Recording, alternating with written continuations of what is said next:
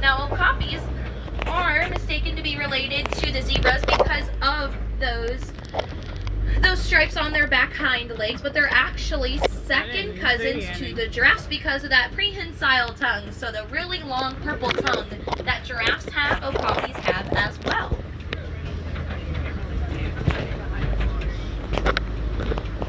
Up on the hill is going to be on the right side. There is a bongo. Bongos are known to be the ghosts of the forest. Also, if you notice how those horns are curved backwards, that's actually to help them move through really thick foliage. Oh, there it is. Over there on the left, I tried to stop as soon as I could, but there is a black rhino back there. Black rhinos can weigh up to 3,000 pounds. And rhinos' horns are made out of keratin, which is the same thing that our fingernails are made out of. And there's another black rhino right there for you. Better view of one. I saw it.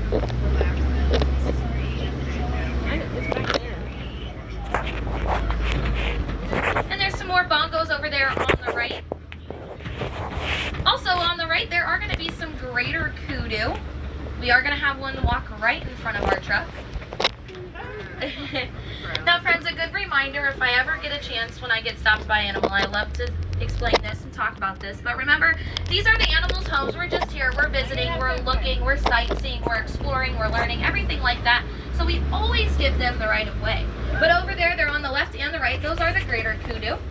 Greater kudu are the second largest antelopes out here on the reserve, standing at 55 inches tall from hoof to shoulder. And also over there on the left, there was a really big bird. Those are called saddle-billed storks. Saddle-billed stork can stand up to 5 feet tall and have a wingspan of about 9 feet long, which is about the same length of the canvas above you. But we're going to head out of the Little Ituri Forest and head on into the Safi River.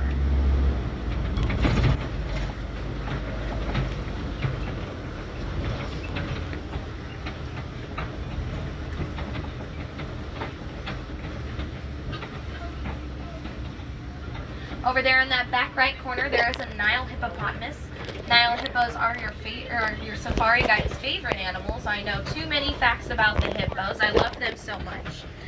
Some main ones I love to say is that hippos are herbivores. They are territorial, but when they open their mouths and make sounds, that's okay. That's all right. That's just telling the other ones to kind of like back off. This is my space type thing. But they also can hold their breath underneath water from 5 to 8 minutes. Over here on the left, there are some pink-backed pelicans. Pink-backed pelicans get their name because during mating season, you can see their very vibrant pink coloring of their skin through their feathers. They are also colonial nesters. If you saw on that log right there, all their nests are really, really close together.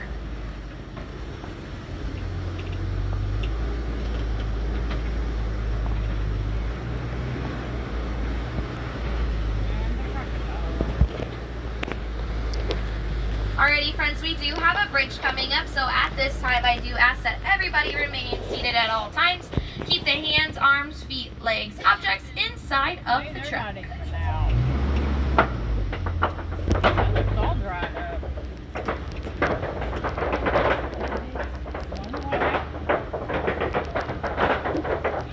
What happened to the crocodile? What was that? What happened to the crocodile? So the crocodiles are inside for the day. They unfortunately do not like the heat very much, so they've been staying inside trying to stay nice and cool. They really don't like the heat out here. Now up ahead we are going to see the baobab tree. Now the baobab tree is nicknamed the Tree of Life. So the Tree of Life in the front of the park is based off of the baobab tree.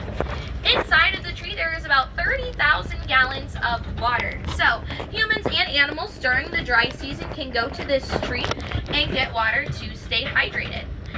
9 months out of the year, leaves do not grow on that tree. And it's also nicknamed the upside down tree because it looks like it has roots growing out of the top of it. Alrighty, and we're now entering into the savanna. Savanna is home to many different animals, so we're going to try to see as many as we can. And And again, it's about the middle of the day, so a lot of animals love to hide to try to stay nice and cool. I'm going to kind of work my way from right to left to see what animals I can see first. The ones back there laying down way back where is the wildebeest. Wildebeest can migrate from 500 to 1,000 miles a year. And also, a group of wildebeest like that one is called a confusion. If you also saw right there laying down on the ground, they were a little bit closer to the truck, but it looked like there were little s'mores laying down in the grass. Those are springbok. Springbok can jump up to 6 feet in the air and about 13 feet outward. So if they wanted to, they could jump through this whole truck.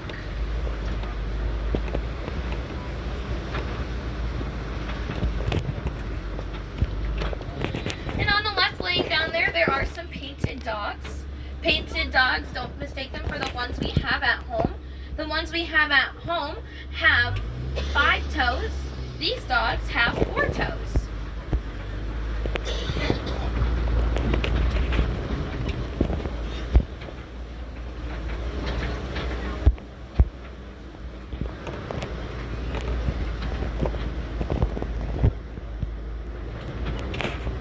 We're going to try to find some more animals. And again, like I said, they love to stay in the shade. They love to stay hidden, especially this time of day. Just like how we love the shade midday out here. They like it too.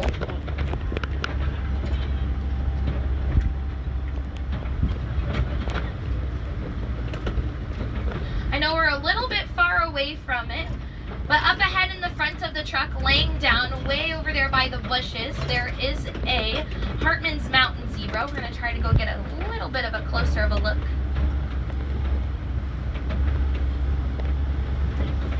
But if anybody's ever had the question if a zebra is black with white stripes or white with black stripes, if you look at their nose, it'll tell you this zebra is black with white stripes because it has a black nose.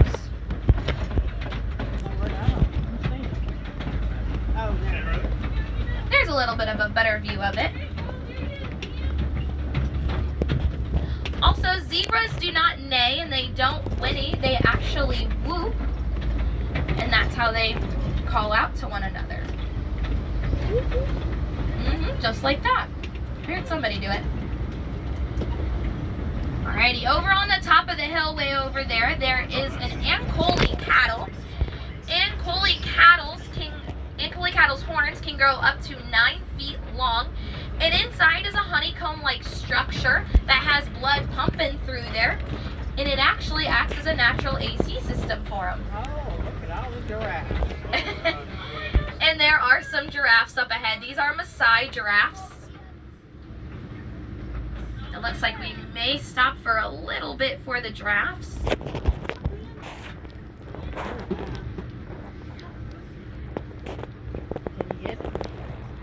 But with giraffes, they can grow up to 18 to 20 feet tall.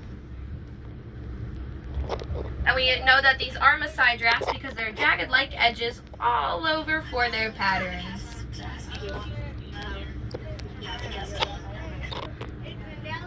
And if you look at the one way in front of us, the one that I'm actually stopped for, his name is Humphrey. He is our baby. Yes, it does.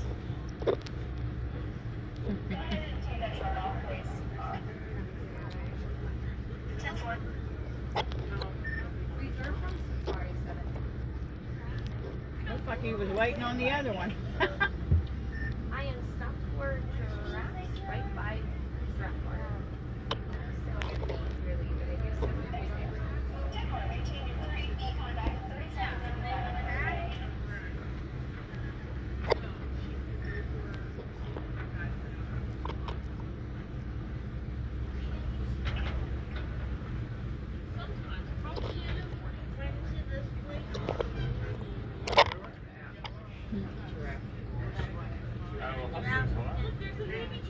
These are from Safari 7.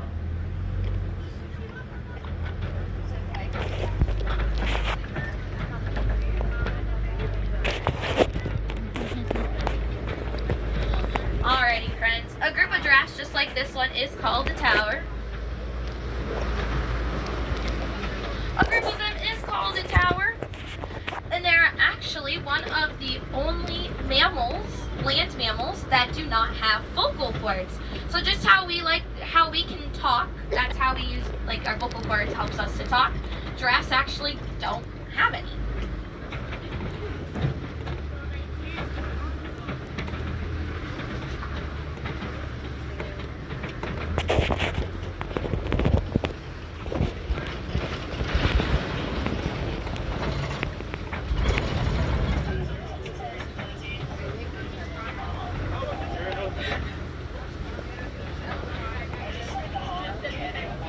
Over here on the left, walking around a little bit, there are some mandrills.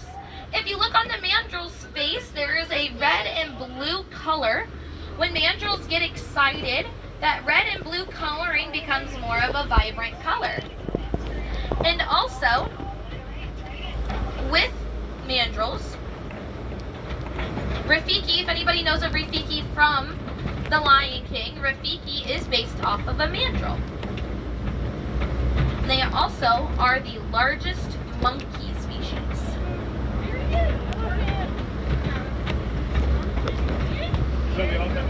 Alrighty, friends, we're going to have another bridge coming up, so at this time I ask that everybody remain seated. Keep the hands, arms, feet, legs, objects inside of the truck.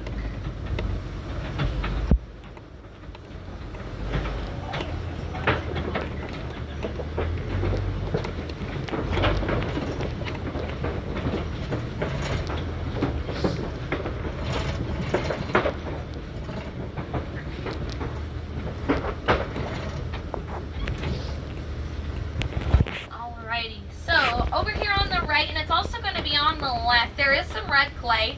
There is one animal out here that loves their red clay because it's very high in very high in vitamins for them. They use their tusks to dig out the red clay. So just as much as we like taking vitamins, these animals love to eat them. And it looks like there have been some African elephants here recently. We're going to try to see them. I may see them over on the ridge around here.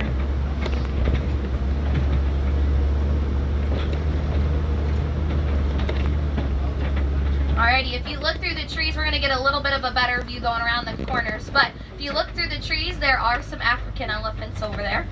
If you notice how the elephants are flapping their ears, well, that's because they're using those big ears of theirs as big fans. So just like how we fan ourselves with our hands, they just use those big ears.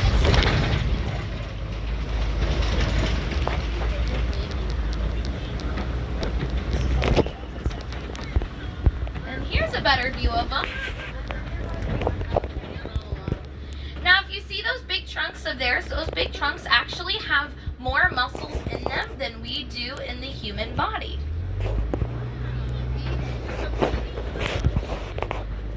And also, if you look at the elephants and they look kind of dirty, well, that's because anything they find on the ground, mud, clay, sand, dirt, grass, hay, they'll throw it all over themselves and they use it as a natural sunscreen. Elephant skin is really, really sensitive.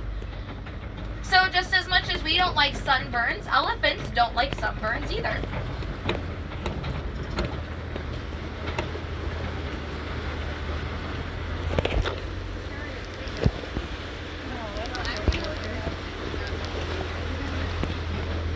Alrighty, over here on the left there are going to be some greater flamingo, not to be mistaken with the lesser flamingo, but greater flamingo.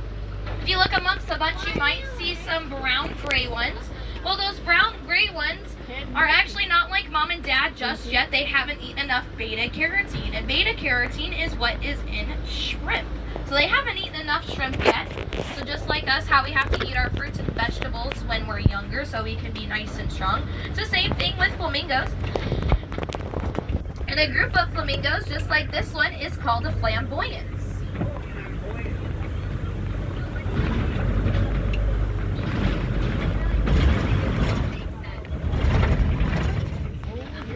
Now up ahead on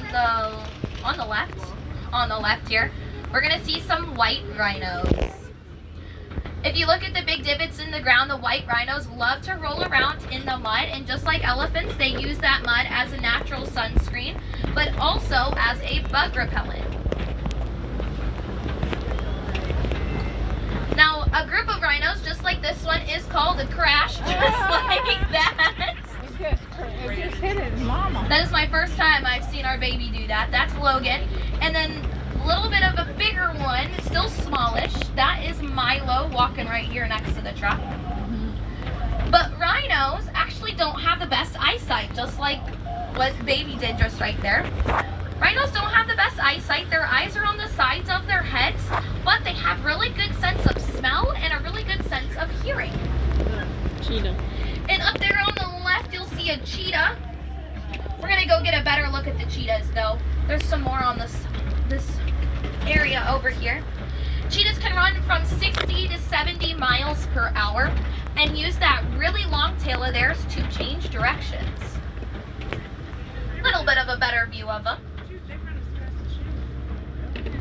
Now with their claws, they do not retract them back into their paws. They keep them out, and that actually helps them to grip the ground and to run faster.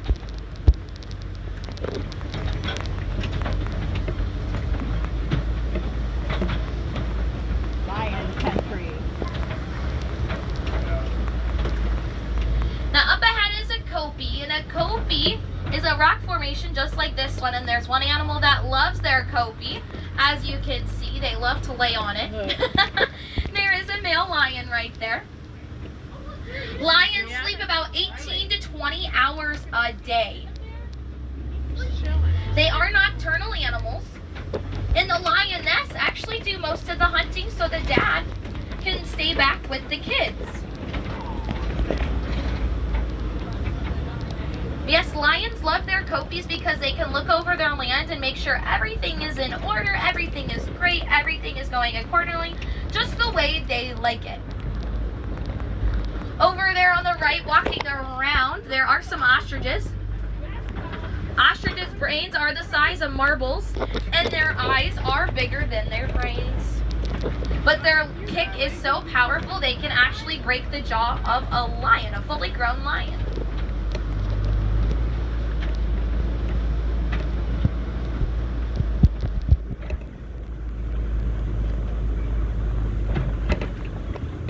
And if anybody knows of Simba from The Lion King, well, Simba in Swahili does mean lion. Right there, walking around, there is a warthog up there. And again, I'll talk about The Lion King. Lion King is one of my favorite movies. But with The Lion King, Pumbaa in Swahili means foolish, but they're actually extremely smart animals. And what they will do is they'll go backwards into their burrows, those big holes in the ground, and they will stick their tusks outward, and that's to intimidate their predators. And those top tusks of theirs are to help with digging, and then the bottom ones are razor sharp, and that's to defend off their predators.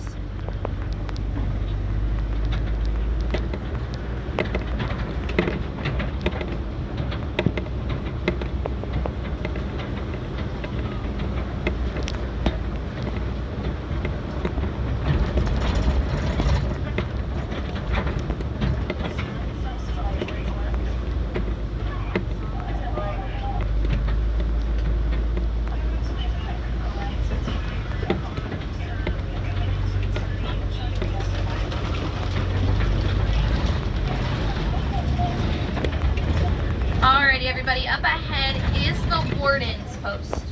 Now the warden has been raising some Nigerian dwarf goats, and as you can see, these Nigerian dwarf goats, they love to climb, they love to jump, and they also love to play, and that's just them asserting dominance. But with these goats, they actually make really good milk. And what the warden will do is the warden will take the milk from the goats and make cheese. And with that milk and cheese, the warden will go into the village and sell it at high value because the milk is so high in protein, nutrients, and vitamins.